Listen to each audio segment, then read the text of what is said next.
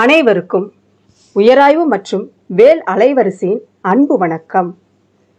வாழ்க நிரந்தர வாழ்க தமிழ்மொழி வாழிய வாழியவே, வானமளந்த அனைத்து மலர்ந்திடும் வன்மொழி வாழியவே, ஏழ்கடல் வைப்பிடும் தன்மனம் வீசி இசை கொண்டு வாழியவே, எங்கள் தமிழ்மொழி என்றென்றும் வாழியவே, சூழ்களி நீங்க தமிழ்மொழி ஓங்க துளங்குக வையகமே, தொல்லை வினைதொரு தொல்லை அகன்ற சுடர்க தமிழ்நாடே, வாழ்க தமிழ்மொழி வாழ்க தமிழ்மொழி வாழ்க தமிழ்மொழியே, வானமறிந்த அனைத்தும் அறிந்து வளர்மொழி வாழியவே.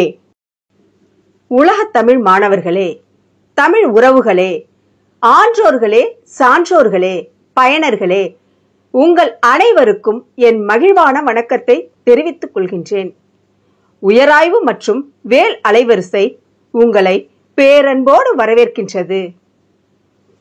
இயற்றமிழை தன்னுடைய இலக்கிய புலமையால் நம்முன் கொண்டு வருகிறார் முனைவர் இரா. குறிஞ்சிவேந்தன், பேராசிரியர் மற்றும் தலைவர், அயல்நாட்டு தமிழ் கல்வித்துறை, தமிழ் பல்கலைக்கழகம், தஞ்சாவூர். மாணவ செல்வங்களே, இவ்வரங்கங்கள் எல்லாம் உங்களுக்காகவே. நீங்கள் பயன்பெற வேண்டும், நீங்கள் பங்கு பெற வேண்டும். இந்த அலைவரிசை உங்களுக்கான அலைவரிசை. நீங்கள் எந்நேரமும் என்னோடு உரையாடலாம், கருத்துக்களை பகிர்ந்து கொள்ளலாம்.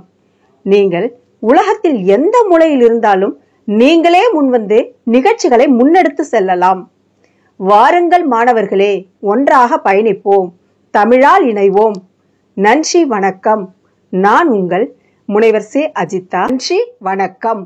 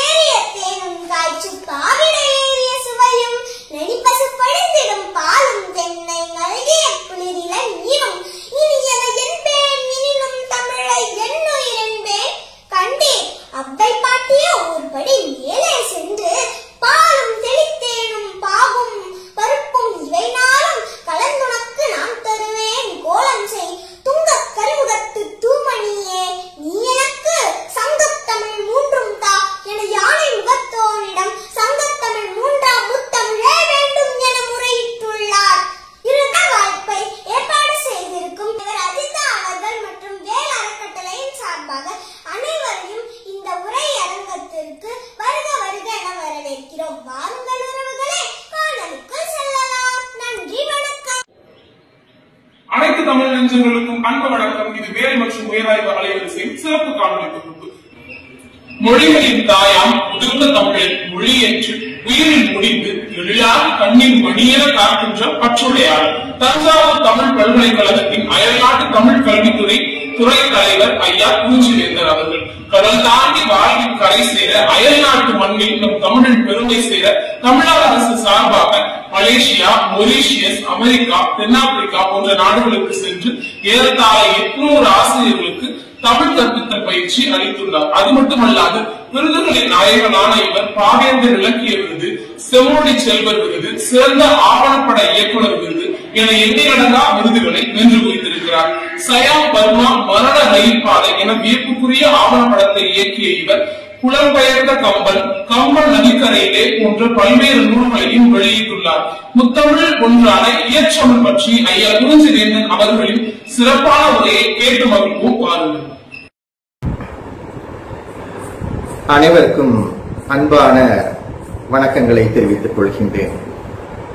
இந்த காணொலி காட்சியை செவிமடுத்துக் கொண்டிருக்கின்ற ஆசிரியர் பெருமக்களுக்கும், மாணவ செல்வங்களுக்கும், ஆய்வாளர் பெருமக்களுக்கும் எனது சிரம் தாழ்ந்த வணக்கத்தினை தெரிவித்துக் கொள்கின்றேன்.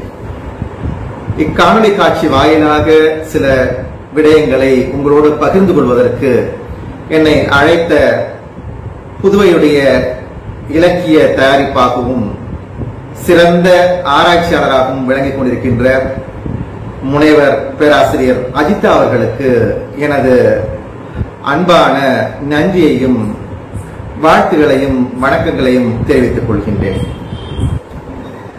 மனிதனுடைய கண்டுபிடிப்புகளில் மிக அற்புதமானது மொழி. மொழி என்ற ஒன்று மட்டும் இல்லாவிட்டால் இன்றைக்கு மனித இனம் இந்த எல்லையை அடைந்திருக்குமா என்பது மிகவும் சந்தேகமே. நீங்கள் இந்த மொழி என்பது ஒரு பெரிய அதிசயமாகவும் விளங்கிக் கொண்டிருக்கிறது என்பதை நினைத்து பார்த்தால், நமக்கு அதற்கான காரண காரியங்களை அடுக்கி பார்த்தால் ஏன் அப்படி சொல்கிறோம் என்று நமக்கு அறிய வரும், புரிய வரும். கொஞ்சம் யோசித்து பாருங்க. 3000 ஆண்டுகளுக்கு முன்பு வாழ்ந்த மனிதனை, தமிழனை நாம் பார்த்ததில்லை. எப்படி இருப்பான் என்று கூட நமக்கு தெரியாது. ஒரு கரிகால சோழன் இருந்தான் சொன்னா, அவன் ஒரு அதியமான் இருந்தான் சொன்னா ஒரு கற்பனையாக நாம் ஒரு ஓவியத்தை வரைகின்றோம். ஔவையார் இருந்தார்கள் சொன்னால் ஒரு கற்பனையாக நாம் ஒரு ஓவியத்தை வரைந்து பார்க்கின்றோம். எப்படி இருந்தார்கள் என்று அந்த தோற்றம், அப்பியரன்ஸ் என்று சொல்வார்கள், எப்படி இருந்தார்கள் என்று நமக்கு தெரியாது. ஆனால் அவர்களை நாம் பார்க்க முடியவில்லையே ஒழிய அவர்கள் பேசிய மொழியை, அவர்கள் பேசிய கவிதையை, அவர்கள் பாடிய கவிதையை, அவர்கள் பேசிய உரையை நாம் இன்றைக்கும் பேசிக் கொண்டிருக்கிறோம் என்பதுதான் இந்த மொழியுடைய மிகச்சிறந்த வலிமையாக நான் கருதுகின்றேன்.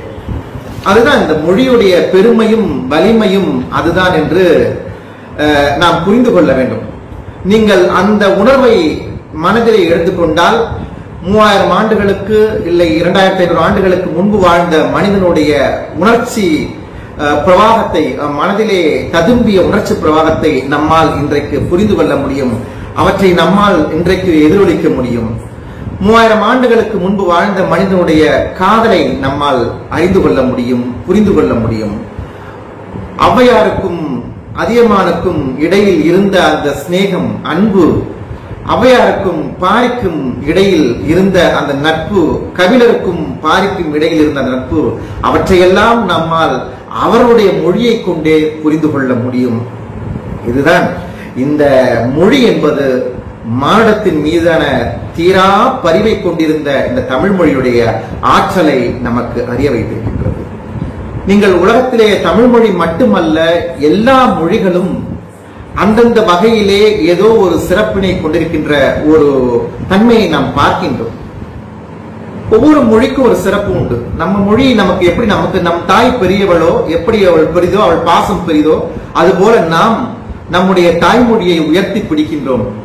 அப்படி உயர்த்தி பிடிப்பதில் என்ன உள்ள அர்த்தம் இருக்க முடியும்?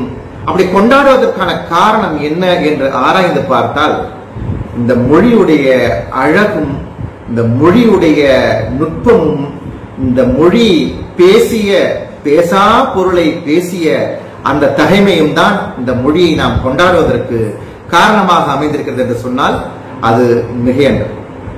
நீங்கள் பொதுவாக ஒன்றை சொல்வார்கள், உலகத்திலே ஆங்கிலத்தை வணிகத்தின் மொழி என்று சொல்வார்கள், கிரேக்க மொழியை சட்டத்தின் மொழி என்று சொல்வார்கள், மன்னிக்க வேண்டும், லத்தீன் மொழியை சட்டத்தின் மொழி என்று சொல்வார்கள், கிரேக்கத்தை இசையின் மொழி என்று சொல்வார்கள், ஜெர்மன் மொழியை தத்துவத்தின் மொழி என்று சொல்வார்கள், பிரெஞ்சை தூதின் மொழி என்று புகழ்ந்து சொல்வார்கள். இந்த வரிசையில் உலக செம்மொழிகளில் ஒன்றாக விளங்குகின்ற, உலகம் முழுதும் இன்றைக்கு திரும்பி பார்க்க வைத்திருக்கின்ற ஒரு மொழியாக இருக்கக்கூடிய தமிழுக்கு என்ன இடம்? அதை எதன் மொழி என்று சொல்வது? சட்டத்தின் மொழி என்று சொல்வதா, வணிகத்தின் மொழி என்று சொல்வதா, தத்துவத்தின் மொழி என்று சொல்வதா, பக்தியின் மொழி என்று சொல்வதா, எதன் மொழி என்று நாம் சொல்ல முடியும் என்று கேட்டால், தமிழை இப்படி சொல்கிறார்கள், தமிழ் இரக்கத்தின் மொழி, உயர்ந்த இரக்கத்தின் மொழி. எந்த உயிரினமாக இருந்தாலும் அதன் உள்ளே இரக்கம் கசிந்து கொண்டே இருந்தால் அந்த ஆன்மாதான் உயர்ந்த ஆன்மாவாக இந்த உலகத்தில் வைத்து மதிப்பிடப்படுகின்றது. அந்த வகையில் இந்த மொழி இரக்கத்தின் மொழியாக, இந்த மாடு ஒட்டு மொத்த மாடத்தை நோக்கி கசியவிட்ட அந்த இரக்கத்துடைய பிரவாகத்தை, அந்த பெருங்கடலை இன்றைக்கு நாம் ஒரு சில பகுதியை மட்டும் துளிகளை தொட்டு பார்த்து செல்லலாம் என்று நான் கருதுகின்றேன். அதில் ஏற்றவள் பற்றி சில செய்திகளை நீங்கள் சொல்லலாமே என்று பேராசிரியர் அஜிதா அவர்கள் என்னிடத்திலே தொலைபேசி வழியில் பேசும்போது சொன்னார்கள். உண்மைதான். நாம் ஏற்றமிழ் என்ற ஒன்றை பற்றி சிந்திக்கும் பொழுது ரொம்ப ஆச்சரியப்படுத்துற ஒன்று என்ன கேட்டீங்கன்னா, கவிதைன்ற ஒரு வடிவத்தை வைத்துக் கொண்டு ஒரு 2000 ஆண்டுகளுக்கு முன்பு அந்த புலவர்கள் செய்த மாயா ஜாலம் இருக்கிறது பாத்தீங்களா, அற்புதம் இருக்கு பாத்தீங்களா, அதற்கு ஈடு இணையே இல்லை என்று நான் கருதுகின்றேன். வாழ்க்கையுடைய நீள அகலத்தை, மனித மனத்துடைய உயரத்தை அளப்பதற்காக அவர்கள் இயற்றமிழை பயன்படுத்தி இருக்கிறார் என்பது சிறியனுடைய அனுமானமாக இருக்கின்றது. என்னுடைய சிற்றறிவுக்கு எட்டிய வரையில் சில விடயங்களை உங்களோடு நான் புரிந்து கொண்ட சில விடயங்களை உங்களோடு பகிர்ந்து கொள்ள விரும்புகின்றேன். நான் சொன்னேன் கவிதை என்ற ஒரு வடிவத்தை, அதுக்குள்ள 4 நமக்கு தெரியும் நிறைய வகைமைகள் இருக்கு. வெண்பா, ஆசிரியப்பா, வஞ்சிப்பா, கலிப்பா, விருத்தம் என்று பல வகைமைகள் இருக்கிறது. இந்த வகைமைகளை கொண்டு இந்த வாழ்க்கையுடைய நீள அகலத்தை அளக்கின்ற ஒரு பெரிய ஒரு பார்வையை, தீர்க்கமான பார்வையை அன்றைய புலவர் உலகம் எப்படி கொண்டிருந்தது என்பதை நினைத்து பார்த்தால் நமக்கு ஆச்சரியமாக இருக்கின்றது. நீங்கள் இந்த உலகம் இவ்வளவு பெரியது என்ற அவர்களுக்கு ஒரு பெரிய திட்டம் எல்லாம் இல்லை. இந்த உலகம் அப்படின்றது சொல்வது நீரால் சூழப்பட்டது. இதிலே சில நாடுகள் இருக்கின்றது. கடல் கடந்து சென்றால் சில நாடுகளை அடைய முடியும் என்று அவர்கள் கருதினார்களே ஒழிய, அவருக்கு தெரிந்திருந்ததை ஒழிய, இந்த உலகத்திலே இத்தனை, இந்த பூமியுடைய பரப்பிலே இத்தனை நாடுகள் இருக்கின்றன, இத்தனை தீவுகள் இருக்கின்றன என்பது பற்றி எல்லாம் ஒரு பெரிய புரிதல் இருந்ததா என்பதை பற்றி நமக்கு ஒரு ஆச்சரியம் தான். அவர்களுக்கு இருந்திருக்குமா என்பது ஒரு பெரிய சந்தேகம் தான். அப்படி இல்லாத காலத்திலேயே அவர்கள் கவிதை வடிவத்தில் சொன்ன அந்த அற்புத அடிகள், யாதும் ஊரே யாவரும் கேளு. நீங்க இதற்கு இணையாக ஒரு கவி அடி நீங்க உலகத்துல பார்க்க முடியுமா அப்படின்றது சந்தேகம். உலகத்துடைய நீளாகலம் என்ன, அதோடைய பரப்பளவு என்ன, எத்தனை நாடுகள் இந்த பூமியுடைய பரப்பளவிலே பொதிந்து கிடக்கின்றன, அது போன்ற செய்திகள் எதுவும் தெரியாமலேயே இந்த முடிவுக்குள்ள வர்றாங்க. அவர்கள் ஒரு அனுமானத்தில் சொன்னார்கள் என்பதை விட அனுபவத்தில் சொன்னார்கள் என்பதாக நாம் அதை கொள்ள வேண்டும். இன்றைக்கு அந்த கவிதை என்ற வடிவத்தை வைத்துக் கொண்டு அவர்கள் இந்த மானுடத்தை அளந்த அந்த தன்மையை பார்க்கும் பொழுது ரொம்ப ஆச்சரியமா இருக்கு. இன்றைக்கு எத்தனையோ கவிதைகள், இன்றைக்கும் கவிதைகள் பாடப்பட்டு வருகின்றன. புது கவிதைகள், ஹைக்கூ, லிமரைக்கூ, சென்றியூ என்றெல்லாம் தமிழிலே புதிய வடிவங்கள் எல்லாம் பாடுகின்ற அந்த போக்கினை நாம் பார்க்கின்றோம். ஆனாலும் கூட ஒரு சங்க கவிதையை போல ஒரு கவிதையை நம்மால் இன்றைக்கு பாட முடியவில்லை. ஒரு கம்பனை போல ஒரு கவிதை விருத்தத்தை எழுத முடியவில்லை. பாரதியை போல, பாவேந்தரை போல ஒரு கவிதையை நம்ம சிந்தித்து கூட பார்க்க முடியவில்லை. கவிதை என்று பாடுகின்றமே ஒழிய அந்த இயற்றமிழ் அவர்கள் கையாண்ட அந்த வடிவத்தினை நாம் இன்றைக்கு நினைத்து கூட பார்க்க இயலுமா என்பது ஒரு மிகப்பெரிய ஒரு வியப்பாகத்தான் இருக்கிறது. காரணம் என்ன தெரியுமா? அந்த சொற்களில், அந்த இயற்றமிழை நாவில் வாங்கிக் கொண்டு மனதில் இருத்திக் கொண்டு பாடிய அந்த கவியினுடைய சொற்களில் அறம் அரியாசனமிட்டு அமர்ந்திருக்கிறது. உண்மை ஆழமாக வேரூன்றி ஒரு விருட்சத்தை போல நின்றிருந்தது என்று சொன்னால் அதில் எல்லளவும் ஐயம் இல்லை. அறத்தை முதன்மையாக கொண்டு, உண்மையை அடிப்படையாக கொண்டு அவர்கள் பாடிய அந்த பாடல்கள் எல்லாம் சமூகத்துடைய விளிம்பிலே வாழ்ந்த மனிதனுடைய உள்ளத்தை எதிரொலிப்பதாக இருந்தது என்று சொன்னால் நமக்கு இப்படியெல்லாம் பாட முடியுமா என்ற ஆச்சரியம் தோன்றுகிறது. நீங்கள் தமிழ் இலக்கியம் எத்தனையோ விடயங்களை பேசியிருக்கிறது. அதிலே பேசாத காதலின் மொழியை பேசியிருக்கிறது, வீரத்தை பேசியிருக்கிறது, கொடையை பேசியிருக்கிறது, புகழை பேசியிருக்கிறது, மனித மரத்தை பற்றி பேசிய அதே வேளையில் யானை மரத்தையும் குதிரை மரத்தையும் கூட பேசியிருக்கின்றது. இப்படி தமிழ் இலக்கியம் பேசா பொருள் இல்லை. எப்படி பேசினாலும் தமிழ் இலக்கியத்துடைய ஆன்மா எதை தொட்டு காட்டியது என்று சொன்னால் உண்மையை தொட்டு காட்டுவதாக அமைந்திருந்தது என்று சொன்னால் அது மிகையல்ல. உண்மையை தொட்டு காட்டுவதைத்தான் தன்னுடைய மூல எண்ணமாக, அடிப்படை எண்ணமாக, விழுதாக கொண்டிருந்தது தமிழ் இலக்கியம் என்று சொன்னால் ஆச்சரியம் எதுவும் இல்லை. நீங்க ஒரு பெரிய தெளிவான முடிவுக்கு ஒரு 2500 ஆண்டுகளுக்கு முன்பே அந்த புலவர்கள் உலகம் வந்திருந்தது என்று சொன்னால், அன்றைக்கு வாழ்ந்திருந்த மக்கள் உலகம் இருந்திருந்தது என்று சொன்னால் அதை நினைத்து பார்த்தால் நமக்கு ஒரு ஆச்சரியம் தோன்றுவதில் எந்த விதமான ஒரு வியப்பும் ஏற்படாது. எப்படி கேட்டீங்கன்னா, இன்றைக்கும் நாம் ரொம்ப இந்த வாழ்க்கையை பற்றி புரிந்து கொள்வதற்கு மிகவும் கஷ்டப்படுறோம். இந்த வாழ்க்கை என்ன என்பதை பற்றி நமக்கு ஒரு புரிதல் வாழ்க்கையுடைய கடைசி நிமிடம் வரை, நொடி வரை நமக்கு வருவதில்லை. ஆனா அன்றைக்கே இந்த வாழ்க்கை என்றால் என்ன அப்படின்றத ரொம்ப அழகா, மிக செறிவாக அவர்கள் திட்டமிட்டு அறிந்து கொண்டிருந்ததை நினைத்து பார்த்தால் நமக்கு இவ்வளவு பெரிய ஞானம் அவர்களுக்கு வாய்த்திருந்தது எப்படி என்று ஒரு ஒரு எண்ணம் நமக்கு தோன்றுகிறது.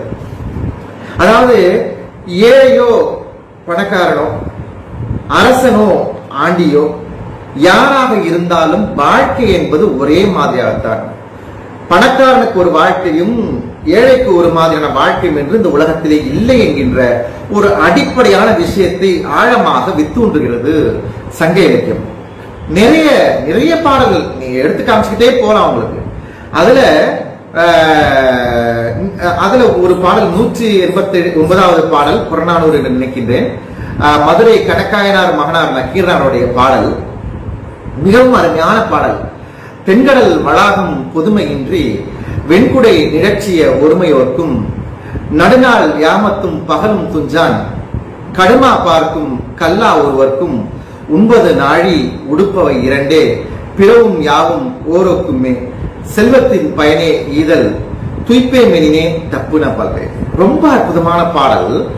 அது என்ன சொல்றதுன்னு கேட்டா, இந்த தென்கடல் வளாகம், இந்த தென்னகம் முழுவதையும் ஒரே குடையின் கீழே இருந்து, வெண்கொற்ற குடையின் கீழே இருந்து ஆளக்கூடிய அரசனாக இருந்தாலும் சரி, இல்லை ஒரு புதருடைய மறைவிலே தன்னை ஒழித்துக் கொண்டு ஒரு வேடன் வெண்கொற்ற குடையை கீழே இந்த உலகம் முழுவதையும் ஆளுகின்ற அரசனாக இருந்தாலும் சரி, வயிற்று பசிக்காக ஒரு புதர் மறைவிலே தன்னை மறைத்து வாழுகின்ற ஒரு வேடன் எதற்காக மறைத்து வாழ்கின்றான்? அவன் வில்லிலே அம்பை பூட்டிக் கொண்டு காத்திருக்கின்றான். காரணம் என்ன தெரியுமா? எப்போதாவது அந்த இடத்துல ஒரு விலங்கு வரும். அப்படி வருகின்ற விலங்கை அடித்து அம்பினை ஏவி கொன்று அதை சாப்பிடுகின்ற நடுநாள் யாமத்தும் பகலும் துஞ்சான். பகலையும் தூங்குறதில்ல, ராத்திரியும் தூங்குறதில்ல. ஒரு விலங்குக்காக, பசிக்காக தன்னுடைய உயிரை பணயம் வைத்து காத்திருக்கின்ற அந்த வேடனாக இருந்தாலும் சரி, அவங்க ரெண்டு பேருக்கும் உண்பவை நாழி உடுப்பவை இரண்டே. அவங்க சாப்பிடுற சாப்பாடு என்னமோ ஒரு 4 கவளம் தான். இவன் என்ன பிரியாணியை சாப்பிடலாம், பழைய சோறு சாப்பிடலாம். ஆனாலும் சாப்பிடுவது 4 கவளங்கள் சோறு மட்டும்தான். உடுப்பவை இரண்டே. அவன் பட்டாடை அணியலாம் அரசன், அவன் வேடன் கிழிந்த ஆடை அணிந்து கொள்ளலாம். ஆனால் 2 பேரும் அணிந்திருப்பது மேல ஒரு ஆடை, கீழே ஒரு ஆடை. அவ்வளவுதான், மானத்தை மறைப்பதற்கு. பிறவும் யாவும் ஓருக்கும். இந்த உலகத்தில் எல்லாமே சமமானதுதான். அதனால நம்ம கிட்ட இருக்கக்கூடிய செல்வத்தை நாமே அனுபவிப்போம் நினைச்சா அந்த கணக்கு தப்பு கணக்கா போயிருன்ற மிகப்பெரிய உயரிய உண்மையை நக்கீரனார் ரொம்ப அழகா சொல்றார். இதுதான் உண்மையை அடைகின்ற ஒரு வழிமுறையை, ஒரு பாதையை தமிழ் இலக்கியம், இயற்றமிழ் உலகம் அன்றைக்கே படம் பிடித்து காட்டியிருப்பதை நினைத்து பார்த்தால் ஆச்சரியமா இருக்கு. நினைச்சு பாருங்க, ஒரு 2500 வருஷத்துக்கு முன்னாடி இவ்வளவு ஒரு பெரிய தீர்க்க தரிசனமா நம்ம இன்றைக்கு பாரபட்சமான ஒரு உலகத்திலே வாழ்கின்றோம். ஆணுக்கு ஒரு நீதி, பெண்ணுக்கு ஒரு நீதி, பணக்காரனுக்கு ஒரு நீதி, ஏழைக்கு ஒரு நீதி, இல்லைங்களா? அப்போ நம்ம பேசும்போதே கூட ஒரு வேலைக்காரர் வராருன்னு சொல்ல மாட்டோம், வேலைக்காரன் வர்றான்னு சொல்லுவோம். அதுவே ஒரு பெரிய மந்திரினா மந்திரி வருகின்றார்னு சொல்லுவோம். அப்ப அவருக்கு அருவிகுதியும் அவருக்கு அன்விகுதியும் போட்டு நம்ம அழைப்பதுதான் நம்முடைய மொழியிலேயே நம்முடைய அந்த பாரபட்சத்தை காட்டுகின்ற இன்றைய உலகத்திலே அவள் அதை யோசித்து பாருங்க, சிந்தித்து பாருங்கள். அன்றைக்கு எப்படி இந்த ஏற்றமிழ் உலகம் இதையெல்லாம் சிந்தித்து பார்த்தது நினைத்து பார்த்தால் நமக்கு ஆச்சரியமாக இருக்கிறது. அதான் உண்மையை தேடி போகின்ற ஒரு பயணத்திலே தமிழ் தன்னை ஈடுபடுத்திக் கொண்டது, இயற்றமிழ் உலகம் ஈடுபடுத்திக் கொண்டது அப்படின்ற ஒன்றுதான் ரொம்ப மிக முக்கியமான ஒன்று. அதற்கு மேல எல்லா உயிரும் ஒன்று. நம்ம சொல்லுவோம், ஜப்பான்ல வாழ்றதா இருந்தாலும் சரிதான், அமெரிக்கால வாழ்றவனா இருந்தாலும் சரிதான், ஆப்கானிஸ்தான்ல வாழ்ந்தாலும் சரிதான், பாகிஸ்தான்ல வாழ்ந்தாலும் சரிதான், இந்தியாவில வாழ்ந்தாலும் சரிதான், அனைத்து மனிதர்களும் ஒன்றே தான் நம்ம இன்னைக்கு சொல்றோம். ஆனால் அவர்கள் அதையெல்லாம் தாண்டிட்டாங்க. அன்னைக்கு எல்லா உயிர்களும் ஒன்றே. அந்த உயிர்கள்ல மனிதன், இந்த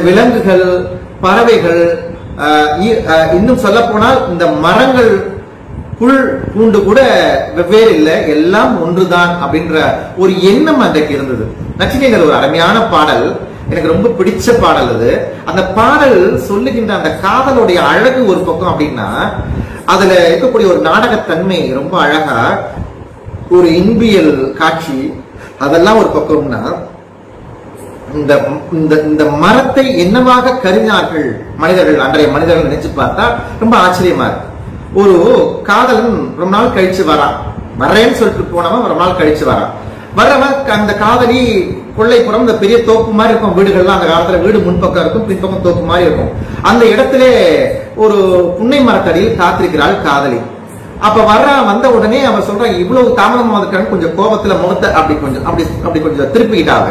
அப்ப அவன் என்ன பண்ண, அந்த தாவங்கட்டையை பிடிச்சு என் மேல கோபமா அப்படின்னு சொல்லிட்டு இந்த கன்னத்தை பிடிச்சு அவன் கேட்கிறான். உடனே அவ சொன்னா, ஐயோ என்ன தொடாதீங்க, எங்க அக்கா பாத்துக்கிட்டு இருக்கிறா அப்படின்னா. அவன் பயந்துட்டான், என்ன மாதிரியான குடும்பம் இது, அக்கா பாக்குறா, தங்கச்சி நிக்கிறது, இந்த மாதிரி காதலை சந்திப்பது அப்படின்னு நினைக்கிறான். அப்போ அவன் சொல்றான், எங்க உட்காந்து கேட்டுறேன். அவ ஒரு கதைய ஒரு பின்னோக்கு உத்தியில பிளாஷ்பேக்ல சொல்றான். விளையாடு ஆயமுடு வெண்மணல் அழுத்தி மரந்தனம் துறந்த கால் முளை அகைய நெய் பெய் தீம்பால் பெய்து இனிது வளர்த்தது நும்மினும் சிறந்தது நுவ்வை ஆகும் என்று அன்னையும் கூறினாள் புன்னையது நலனே. இந்த பாடல் அம்மை நானதும் நுண்ணுட நகையே அப்படி இந்த பாடல் போகும். அது என்ன அர்த்தம் கேட்டா, எங்க அம்மா சின்ன பிள்ளையா, இவ சொல்ற இந்த கதை நாயகி சொல்றா, எங்க அம்மா சின்ன பிள்ளையா இருக்கும் பொழுது இப்ப இந்த இடத்துல அவருடைய தோழிகளோட எல்லாம் விளையாடிட்டு இருப்பா. அப்பெல்லாம் இந்த பெண்களுக்கு ஒரு விதமான விளையாட்டு, ஆண்களுக்கு ஒரு விதமான விளையாட்டு எல்லாம் இருக்கும். இந்த பெண்கள் விளையாட விளையாட்டுல இந்த மணலுக்குள்ள ஒரு குச்சிய இல்ல ஒரு விதையை வச்சுட்டு இந்த இப்படி வச்சு கிச்சு கிச்சு தாம்பாலம்னு சொல்லுவாங்க. இப்போ இந்த விளையாட்டு விளையாடிக்கிட்டே இருக்கிறா. அதுல ஒரு புன்னை மரத்துடைய விதையை வைத்துக்கிட்டு வச்சுட்டு அவன் என்ன பண்றா, விளையாடிட்டே இருக்கும்போது உள்ள இருந்து அவங்க அம்மா கூப்பிடுறா. அங்க இருந்து அடியே என் கூப்பிட்ட உடனே, எங்கடி இருக்கிறேன்னு கேட்ட உடனே, இந்த பெண் பிள்ளை இல்லையா, அம்மா கூப்பிட்ட உடனே அம்மாதோ வந்துட்டேன் அப்படின்னு சொல்லிட்டு ஓடுறா. அந்த காலத்து பிள்ளை அம்மா கூப்பிட்ட உடனே பறந்து போயிடும், உடனே ஏன்னு கேட்கறதுக்கு போயிடும்.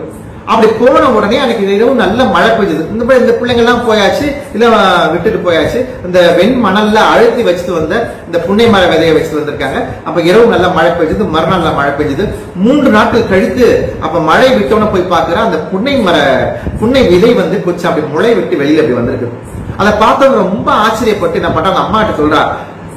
அவ என்ன பண்றா, இது அவங்க அம்மா வந்து தினமும் அவளுக்கு நெய் தேன்லாம் ஊத்தி ரொம்ப அழகா அந்த பால் எல்லாம் கொடுப்பாங்க இல்லையா, அந்த பாலை இவ கொஞ்சம் குடிச்சிட்டு மிச்சத்தை கொண்டு வந்து நேரா அந்த புன்னை மரத்துல கொஞ்சம் கொஞ்சமா அந்த புன்னை செடி வளருது இல்லையா, அதை ஊத்தி ஊத்தி வளர்க்கிறான். அவ தன்னுடைய பிள்ளை மாதிரியே வளர்த்தாளாம். அத யாரு, இவங்க அம்மா பிள்ளையா இருக்கும் போது இந்த புன்னை மரத்தை தன்னுடைய பிள்ளை மாதிரியே வளர்த்தாளாம். இவ பிறந்த இந்த கதை நாயகி இருக்கா பாருங்க, காதலை தொடாதன்னு சொன்னாலே, அவ பிறந்த உடனே அவளுக்கு அந்த அறிவு வந்த பிறகு அவகிட்ட சொல்றா, இந்த புன்னை மரம் தான் அக்கான்னு சொல்லி வளர்க்கிறான். எவ்வளவு அற்புதமான உறவு முறை பாருங்க. மரத்தை மனிதன் சொந்தமாக்க உறவு கொண்டாடுகின்ற வகைமையை, பெருமையை, ஒரு வாழ்க்கை முறையை அன்றைக்கு ஏற்றமிழ் உலகம் மிக அற்புதமாக வடிவமைத்து தந்தது என்று சொன்னால் அதுதான். இந்த உலகம் அதை தொலைத்ததுனால்தான் இன்றைக்கு இவ்வளவு கஷ்டம். எவ்வளவு அழகா இந்த உலகத்துடைய போக்கு என்ன, இந்த உலகத்துடைய அடிப்படை என்னன்றத முழுமையா கூட தெரிஞ்சிருப்பானா அன்றைய உலகம் அப்படின்னு தெரியாது. ஆனா அதை எவ்வளவு அழகா புரிந்து வைத்திருந்தார்கள் அப்படின்னு நினைச்சு பார்க்கும் பொழுது, கவிதை என்கின்ற வடிவத்தை கொண்டு, ஏற்றமிழை கொண்டு அவர்கள் எவ்வளவு அழகா இந்த வாழ்க்கை முறையை அவர்கள் சித்தரித்தார்கள் நினைத்து பார்க்கும்போது நமக்கு ரொம்ப ஆச்சரியமா இருக்கு. பல காட்சிகள் நீங்க நிறைய சொல்லிக்கிட்டே போலாம். சிலப்பதிகாரத்தில் ஒரு காட்சி, மாணவி தன்னுடைய கணவனாக்கிய கோவலன் பிரிந்த பிறகு 2 கடிதம் எழுதுறார். முதல் கடிதத்தை அவர் எழுதி காதல் சொட்ட சொட்ட எழுதி, ரசம் சொட்ட சொட்ட எழுதி அவ வசந்த மாலை கையில கொடுத்து அனுப்புறா. அந்த கடிதத்தை பிரித்து பார்க்காமலேயே என்ன பண்றான், அவ தொட்டு கூட பார்க்காமலே அமைச்சிடறான். சில காலம் கழித்து அவன் மதுரையை நோக்கி போயிருக்கும் போது, இந்த புறஞ்சேரியில இருக்கும் பொழுது கோசிகமானி அப்படின்ற ஒரு வழியாக இன்னொரு கடிதத்தை கொடுத்து அனுப்புறாவ. அந்த கடிதம் 2 கடிதம் உலகத்துடைய உயர்ந்த கடித இலக்கியத்துல ஒன்றுன்னு சொன்னா மாதவி எழுதிய கடிதம் தான். முதல் கடிதம் காதல் ததும்புகின்ற காதல் அப்படியே பெருக்கெடுத்து ஓடுகின்ற ஒரு கடிதம் அது. இரண்டாவது கடிதம் கண்ணியம் வேறொன்று இருக்கின்ற ஒரு ஒரு கடிதம் அது. அவன் சொல்றா, அடிகள் முன்னர் யான் அடி வீழ்ந்தேன், உங்க காலடியிலே நான் வீழ்ந்து வணங்குகின்றேன். வடியா கிளவி மனக்குழல் வேண்டும். நான் சொல்லுகின்ற பொருத்தமில்லாத சொற்களை உங்களுடைய மனதிலே பொருத்திக் கொள்ள வேண்டும். குறவர் பணி இன்றியும் குலபெறப்பாட்டியோடு இரவிடை கழிதற்கு என் பிழைப்பறியாது. அப்பா அம்மாவுக்கு செய்ய வேண்டிய கடமைகளை விட்டுவிட்டு நல்ல குளத்திலே பிறந்த கண்ணகியை அழைத்துக் கொண்டு நல் இரவிலே இந்த ஊரை பூம்புகார் நகரத்தை விட்டு நீங்கள் போவதற்கான காரணம் என்ன என்று அறியாமல் என்னுடைய உள்ள குறவர் பணி இன்றியும் குலபெறப்பாட்டியோடு இரவிடை கழிதற்கு என் பிழைப்பறியாது. என்னுடைய காரணம், நான் செய்த பிழை என்ன, என் காரணத்தால் என்னுடைய செய்கையினால் நீங்கள் அவ்வாறு செய்தீர்களா என்பதை அறியாமல் என் மனம் தடுமாறுகின்றது. இரவிடை கழிதற்கு என் பிழைப்பு அறியாது கையறு நெஞ்சம் கடியல் வேண்டும். அதை நினைந்து நினைந்து நான் கலங்குகின்றேன். என்னுடைய உள்ளத்திலே இருக்கக்கூடிய அந்த கேள்விகளுக்கு நீங்கள் உங்களுடைய பதிலை சொல்ல வேண்டும். பொய்தீர் காட்சி புறையோய் போச்சு, பொய்யை நீக்கிவிட்டு உண்மையை மட்டுமே காணுகின்ற வல்லமை படைத்த மனிதனே கோவலனே அப்படின்ற இந்த கடிதம் ஒரு கண்ணியத்தோடு எழுதியது அப்படின்னு நான் சொன்ன ஒரு வார்த்தை. அது எவ்வளவு கண்ணியம்ன்றதுக்கு எடுத்துக்காட்டு மாதவி அவன் புரிஞ்சுக்கிறான்.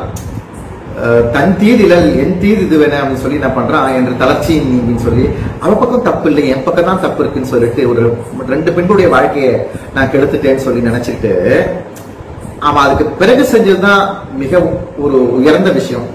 இந்த கடிதத்தை எங்க அப்பா அம்மாட்ட கொடுத்துட்டு சொல்லி சொல்றான் கோசிக மாணிக்கிட்ட. இந்த கடிதத்தை யார் எடுத்துட்டு வந்தாங்களோ அவங்ககிட்டே சொல்றான், இதை கொண்டு போய் எங்க அப்பா அம்மாட்ட கொடுங்க. எப்படி ஒரு காதலனுக்கு எழுதிய கடிதம் அது. அந்த கடிதத்தை அப்பா அம்மாவுக்கு கொடுக்க சொல்றானே, எப்படி அவங்களுக்கு பொருத்தமா இருக்கும். இவன் எழுதுற மாதிரி கொடுக்க சொல்றான். எப்படி அதை திருப்பி படிச்சு பாருங்க. அடிகள் முன்னர் யான் அடி விழுந்தேன், அப்பா அம்மா கிட்ட உங்களுடைய இரு காலடிகள் திருவடிகளில் நான் விழுந்து வணங்குகின்றேன். வடியா கிளவி மனக்குழல் வேண்டும். நான் பொருத்தம் இல்லாமல் சொல்லுகின்ற சொற்களை நீங்கள் மனதில் கொள்ள வேண்டும். குறவர் பணி இன்றியும் உங்களுக்கு செய்ய வேண்டிய கடமையிலிருந்து தவறியும் குலபெறப்பாட்டியோடு உங்களுடைய மருமகளாகிய கண்ணகியோடு நான் இரவிடை கழிதற்கு என் பிழைப்பறியாது. ஏன் இரவிலே வந்தேன் என்பதை அறியாமல் நானே கலங்குகின்றேன். கையறு நெஞ்சம் கடியல் வேண்டும். அதை நினைத்து கலங்குகின்றேன். என்னுடைய பொய்தீர் காட்சி புறையை போச்சு. என்னுடைய உள்ளத்திலே அது ஒரு துன்பமாகவே இருந்து கொண்டிருக்கின்றது. பொய்யை நீக்கிவிட்டு உண்மையை மட்டுமே காணுகின்ற என்னுடைய தகப்பனே, இதை நீங்கள் ஏற்றுக்கொள்ளுங்கள். எவ்வளவு அற்புதம் பாருங்க. காதல் எழுதிய ஒரு கடிதம், அதை காதலன் தன்னுடைய தகப்பனாருக்கும் தாய்க்கும் இதை கொடுங்கள் என்று சொல்லி அவர்களுக்கும் பொருத்தமாக இது இருக்கிறது என்று சொன்னால் எவ்வளவு ஒரு கண்ணியமான வாழ்க்கையை, எவ்வளவு ஒரு அறம் சார்ந்த வாழ்க்கையை, நாகரிகம் சார்ந்த வாழ்க்கையை தமிழர்கள் வாழ்ந்துட்டாங்க நினைத்து பார்க்கும் பொழுது நமக்கு பெருமிதமாக இருக்கின்றது, மிகவும் பெருமிதமாக இருக்கிறது.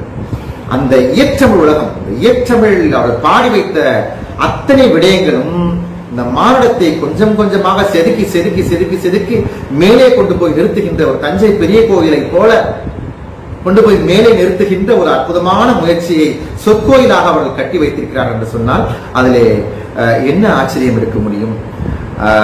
மிக மிக மிக நுட்பமான பல விஷயங்களை அவர்கள் சொல்லிக்கொண்டே செல்கிறார்கள். நிறைய விஷயம் அது நீங்க அவர்கள் அறமெனப்படுவது யாதென கேட்பின் மறவாதிர்கள். எது அறம்? மணிமேகலை சொல்றது. அறம் எது? மறவாது கேள். மண்ணுயிருக்கெல்லாம் உண்டியும் உடையும் உரையிலும் வாழ்வது கண்டது. இந்த உலகத்திலே வாழ்கின்ற மக்களுக்கு உணவு தருவது, உடை தருவது, இருக்க ஒரு கூரையை ஏற்படுத்துவதுதான் அறம். இது அல்லாமல் வேறு எது அறம்? இந்த கேள்வியை கேட்டு மிக ஆச்சரியத்துக்கு விளிம்புக்கு நம்மை அழைத்து செல்கிறார் சீத்தலை சாத்தனார் அவர்கள். எவ்வளவு அழகான வாழ்க்கையை வாழ்ந்திருக்கிறார்கள். இன்னொரு உயிர்க்காக வாழ்கின்ற வாழ்க்கையை மிக சீராக வாழ்ந்திருக்கின்ற அந்த தன்மையை பார்க்கணும். அந்த ஆபுத்திரன் என்ற கதை பாத்திரம் அது நினைக்க ஆச்சரியமா இருக்கு. மற்றவங்களுக்கு உதவி செய்வதற்காக அமுதசுரபி அவனுக்கு கிடைக்குது. அவன் போய் மணிப்பல்லவத்தீவுல இருந்துடுறான். அந்த மணிப்பல்லவத்தீவுல போய் தூங்கிடுறான். அவன் கப்பல்ல போனா கப்பல் கொஞ்சம் பழுதுபட்டிருக்கு. அப்ப மணிப்பல்லவத்தீவை சுத்தி பார்த்தவன் அந்த பாத்திரத்தை தலையில வச்சுட்டு அவன் தூங்கிடுறான். விழுத்து பார்க்கும்போது கப்பல் அவனை விட்டுட்டு போயிடுது. ஐயோ, மற்றவனுடைய பசியை தீர்ப்பதற்காக வைத்திருக்கின்ற இந்த பாத்திரம் நம்முடைய பசியை தீர்ப்பதற்காகவா இது வருகிறது? இந்த பாத்திரம் இருக்க முடியும்? மண்ணுயிர் ஓம்பு மாபெரும் பாத்திரம், என்னுயிர் ஓம்புதல் யானோ புறேன். என்னுடைய உயிரை காப்பாதுகளே, சாப்பாட்டை எடுத்து நான் சாப்பிடறதுக்கு மட்டுமா அந்த பாத்திரம் என்கிட்ட கிடைச்சிருக்கு? ஐயோ, இது நல்ல வகையில கிடைக்கணும்னு சொல்லிட்டு அந்த கோமுகி பொய்கையில வீசி எறிஞ்சிட்டு அவன் உண்ணானவன் இருந்து உயிர் துறந்து விடுகின்றான். எவ்வளவு பெரிய அறம் சார்ந்த உள்ளம் இருந்திருக்கு பாருங்க. அவனுக்கு நினைச்சு பார்த்தால் நமக்கு என்னென்னலாம் உணர்வுகள் தோன்றுது. இன்றைக்கு ஒரு 2000 ஆண்டுகள் கழித்து பார்க்கும் பொழுது என்னென்னலாம் உணர்வு தோன்றுது பாருங்க. எப்படிலாம் வாழ்ந்துருக்கிறாங்க. 2000 ஆண்டுகளுக்கு முன்பு வாழ்ந்த மனிதனை பார்க்கவில்லை, நம்மால் பார்க்க முடியாது. ஆபத்திரன் எப்படி இருப்பான் என்று நமக்கு தெரியாது. ஆனால் ஆபத்திரனுடைய உள்ள மொழி, அவனுடைய உள்ள உணர்வு என்ன என்பதை நம்மால் தெளிவாக அறிந்து கொள்ள முடியும். அப்படி உண்மைகளை உடைத்து உடைத்து உடைத்து உடைத்து அந்த உண்மையை நோக்கி மனித இனத்தை இழுத்து சென்றதுதான் ஏற்றமிழ் உலகம். ஔவையாருடைய ஒரு பாடல் ரொம்ப பிடிக்கும் எனக்கு. வெட்டனவை மெத்தனவை வெல்லாவாம், வேளத்தில் பட்டு உருவும் கோல் பஞ்சில் பாயாது, நெட்டிருப்பு பாறைக்கு நெக்குவிடா பாறை பசுமரத்தின் வேருக்கு நெக்குவிடும். ரொம்ப அருமையான பாடல். நம்ம வாழ்க்கையில சில விஷயங்களை அசம்ஷன் ஒரு ஆங்கிலத்தில் ஒரு வார்த்தை சொல்லுவாங்க. அதாவது நாமளே ஒன்ற விஷயத்தை அனுமானிச்சுட்டு இது இப்படித்தான் நினைப்போம். அப்படி இல்ல, உண்மையை திறந்து காமிக்கிறாங்க. உண்மையுடைய கதவுகளை திறந்து காமிக்கிறது பாட்டு. ஔவையாருடைய இந்த பாட்டு தனிப்பாடல் திரட்டில் இருக்கு. வெட்டனவை மெத்தனவை வெல்லாவம். இந்த உலகத்துல ரொம்ப வலிமையா இருக்கின்றதுக்காக அது வெற்றி பெறும் நினைச்சிடாத, ரொம்ப மென்மையா இருக்கின்றதுக்காக தோத்து போயிரு நினைச்சிடாத. யானையோட உடம்புல குத்தி எடுப்பாங்க அங்குசம். அந்த அங்குசத்தை பஞ்சு மூட்டை இருக்கு பாத்தீங்களா, அந்த பஞ்சு மூட்டையில குத்தினா போகாது. எது? யானையோட உடம்புக்குள்ள புகுந்து வெளியே வருகின்ற அங்குசம் பஞ்சு மூட்டைக்குள்ள அப்படி சொருவி எடுத்தீங்கன்னா வராது, செருகி எடுத்தா வராது. அது மாதிரி வெட்டனவை மெத்தனவை வெல்லாமம், வேளத்தில் பட்டு உருவும் போல் பஞ்சில் பாயாது, நெட்டிருப்பு பாறைக்கு நெக்கு விடா பாறை. ஒரு பெரிய மலை, அந்த மலைய ஒரு கடப்பாறையை கொண்டு பிளப்பதற்கு நம்ம எவ்வளவோ முயற்சி பண்ணுவோம்.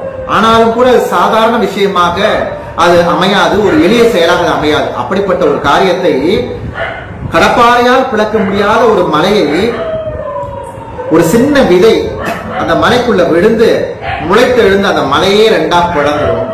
அப்ப இந்த உலகத்துல எளிய விஷயங்கள் எல்லாம் தோற்று போய்விடும் என்றோ, ரொம்ப வலிமையான விஷயங்கள் தான் வெற்றி பெறும் என்றோ நீ தப்பாக எடை போட்டு விடாதேன்னு சொல்லுகின்ற அந்த தன்மை இருக்கு பாருங்க. அதுதான் நமக்கு ரொம்ப ரொம்ப இப்படியும் சிந்தித்திருக்கிறார்களே அப்படின்ற எண்ணத்தை நமக்கு தோற்றுவிக்கிறது. அதுதான் ஏற்றமிழ். ஏற்றமிழுடைய பலம் என்னவென்று கேட்டால் அதுதான் பக்தி. அதே மாதிரி பக்தியை ரொம்ப அழகா ஒவ்வொரு விஷயம், ஒவ்வொரு படிப்படியாக ஸ்டெப் பை ஸ்டெப் சொல்லுவாங்க, படிப்படியாக ஆராய்ந்து பார்த்தால் எல்லா கோணத்திலும் இந்த வாழ்க்கையை அளந்து அளந்து அளந்து ரொம்ப நுட்பமாக நமக்கு இதோடைய நீளம் இது, இது அகலம் இதுன்றத ரொம்ப அழகா நமக்கு சொன்னது தமிழ் இலக்கியம். மிக முக்கியமாக ஏற்றமிழ் உலகம். கடவுள் கடவுள் எங்க இருக்கிறார்? இன்னை வரைக்கும் ஒரு பெரிய உலகம் முழுக்க மனிதனம் கேட்டுக்கொண்டிருக்கின்ற கேள்வி, கடவுள் இருக்கிறாரா இல்லையா, இருந்தா எங்க இருக்கிறாரு, எப்படி இருக்கிறாரு? இந்த கேள்விக்கு ஒரு அருமையான பதில் சொல்றது திருமந்திரம். உடம்பினை முன்னம் அழுக்கு என்றிருந்தேன். இந்த உடம்பு முதல்ல அழுக்குன்னு நினைச்சிட்டு இருந்தேன். உடம்பினை முன்னம் அழுக்கு என்றிருந்தேன், உடம்பினுள்ளே உருபொருள் கண்டேன். கொஞ்ச நாள் போக போக உடம்பிற்குள்ளே ஒரு உள்ளே இருக்கின்ற ஒரு பொருள் ஒன்றை கண்டேன். என்ன பொருள் அது? உரு பொருள். ஒரு வினைத்துறை ஒன்றை போடுறாரு நம்ம திருமூலர். உற்ற பொருள், உருகின்ற பொருள், உரப்போகும் பொருள். கடவுள் என்று முன்பும் இருந்தார், இப்போவும் இருக்கிறார், நாளைக்கு இருப்பார். உருபொருள், உடம்பின் உள்ளே உருபொருள் கண்டேன். இந்த உடம்புக்குள்ளே இருக்கின்ற அந்த கடவுளை இப்போதுதான் நான் பார்த்தேன். உடம்பினுக்குள்ளே உத்தமன் கோயில் கொண்டான் என. கடவுள் வேற எங்க வெளியில இருக்க கோயில் அல்ல, இந்த உடம்புன்ற கோயிலுக்குள்ளதான் அந்த கடவுள் இருக்கான்றது தெரிந்த உடனே உடம்பினை யான் இருந்து ஓம்புகின்றேனே, இந்த உடம்பை மிக புனிதமான ஒன்றாக நான் அறிந்து கொண்டு தெரிந்து கொண்டு நான் அதை பின்பற்றுகின்றேனேன்னு ஒரு உண்மையை நோக்கிய ரொம்ப அழகான ஒரு பயணத்தை இந்த ஏற்றமிழ் உலகம் கொண்டு வந்து நமக்கு சேர்க்கிறது. பக்தின்றத ரொம்ப அழகா, பக்தினா என்ன? முதல்ல இன்றைய வாழ்க்கை முறையில பக்தி என்றால் என்ன? போலியானது அல்ல, திருப்திப்படுகின்ற ஒன்றுதான் பக்தி, திருப்தி அடைய வைக்கின்ற ஒன்றுதான் பக்தி என்ற ஒன்றை சொல்வதாக அமைந்திருப்பதுதான் ஏற்றமிழ் உலகம். ஏற்றமிழ் காரக்கிழமையுடைய பாடல் அற்புதத்தில் வந்தார்கள். இரவாத அன்பு வேண்டி பின் வேண்டுகின்றார். கடவுள்கிட்ட கேட்கிறாங்க வரம், இரவாத அன்பு, அது டெத்லெஸ் லவ், என்லெஸ் லவ் வேண்டி கேட்கிறாங்க. இரவாத அன்பு, என்றைக்குமே சாகாத அன்பை வேண்டி பின் வேண்டுகின்றார். அதுக்கு பிறகு கேட்கிறாங்க, பிறவாமை வேண்டும், எனக்கு மறுபடியும் பிறப்புன்னு ஒன்று இருக்கக்கூடாது. சரி, இறைவனுடைய சித்தம், நம்முடைய விருப்பம் அது, இறைவனுடைய சித்தம் வேறாக இருந்ததுன்னா பிறவாமை வேண்டும், மீண்டும் பிறப்புண்டேல் உன்னை மறவாமை வேண்டும். ஒருவேளை மறுபடியும் எனக்கு பிறப்பு வந்துருச்சுன்னா உன்னை மறக்காமல் இருப்பதற்கான அந்த வழிமுறை நீ எனக்கு சொல்லித்தர வேண்டும். இன்னும் வேண்டும், அறவா நீ ஆட உன் அடியின் கீழ் இருக்க வேண்டாம். நீ திருச்சிற்றம்பலத்திலே ஆட ஆட உன் அடியின் கீழே இருக்கக்கூடிய பெரும் வாய்ப்பினை, நல்வாய்ப்பினை எனக்கு தருவாயாக. எவ்வளவு அழகா இது வேணும், இது எனக்கு வேணும் கேட்கிறாங்க. கேட்ட பிறகு கூட அது கிடைக்கலன்னா அடுத்த ஆப்ஷனுக்குள்ள போறாங்க, அவங்க அடுத்த விருப்பத்துக்குள்ள போறாங்க. அதுவும் கிடைக்கலன்னா அதுக்கு அடுத்த விருப்பத்துக்குள்ள போறாங்க. அவங்க இது எதுவா இருந்தாலும் சாய்ஸ் கொடுக்குறாங்க, கடவுளுக்கு சாய்ஸ் தராங்க. அவங்க அவங்களுக்கு விருப்ப தேர்வு கொடுக்குறாங்க, கடவுளுக்கு கொடுத்து அதுல நீ எதை கொடுத்தா நான் ஏத்துக்கிறேன் அப்படின்னு சொல்றாங்க. அப்ப இதுதான் திருப்தி உடைய மனம் என்பது. இதுதான் நீங்க, இது ஒரு நீளமானது. இந்த உலகம், இந்த தமிழ் இலக்கிய உலகம் என்பது மிக நெடியது. ஒரு 3000 ஆண்டு பெரிய பரப்பளவினை கொண்டது. அதுல நம்ம எல்லா விஷயத்தையும் தொட்டு பார்க்க முடியாது. ஒன்றை சொல்லி நாம் நிறைவு செய்வோம். இந்த ஏற்றமிழ் என்பது எவ்வளவு சத்தியத்தின் பாதையில், சத்தியத்தின் அடித்தளத்தில் கட்டமைக்கப்பட்டிருக்கிறது என்பதை நினைத்து பார்க்கும் பொழுது நமக்கு அது புரிய வரும். இங்க பாரதியாருடைய, மகாகவி சுப்பிரமணிய பாரதியாருடைய நினைவு நூற்றாண்டு இது. அவருடைய பாடல்கள்ல எனக்கு ரொம்ப பிடித்த பாடல் இந்த மனதில் உறுதி வேண்டும், வாக்கினிலே இனிமை வேண்டும், நினைவு நல்லது வேண்டும், நெருங்கின பொருள் கைப்பட வேண்டும். அந்த பாடல் மிக அற்புதமான பாடல். வேண்டும் வேண்டும்னு ஒரு பாசிட்டிவ் எனர்ஜின்னு சொல்லுவாங்க ஆங்கிலத்துல. அது தரக்கூடிய ஒரு நேர்மறையான ஒரு நமக்கு ஒரு உத்வேகத்தை தரக்கூடிய ஒரு பாடல் அது. அந்த பாடல் வரிசையா கண் திறந்திட வேண்டும், காரியத்தில் உறுதி வேண்டும், பெண் விடுதலை வேண்டும், பெரிய கடவுள் காக்க வேண்டும். பெண் விடுதலை வேண்டும் சொல்லிட்டு அடுத்த சொல்ற கடவுளையே பெரிய கடவுள் காக்க வேண்டும், தனமும் இன்பமும் வேண்டும், தரணியிலே பெருமை வேண்டும். எவ்வளவு அழகா சொல்றாங்க, தனமும் இன்பமும் வேண்டும், தரணியிலே பெருமை வேண்டும், மண் பயனுற வேண்டும், வானகம் இங்கு தென்பட வேண்டும். நம்ம வானத்தை நோக்கி போகணும்னு ஆசைப்படுவோம், ஆனா வானகமே இங்க தென்பட வேண்டும், இந்த மண் பயனுற வேண்டும் சொல்லிட்டு நிறைவாக பாரதியார் சொல்றார். அதுதான் இந்த தமிழ் இலக்கியத்துடைய ஆன்மாவின் குரல் நான் கருதுறேன்.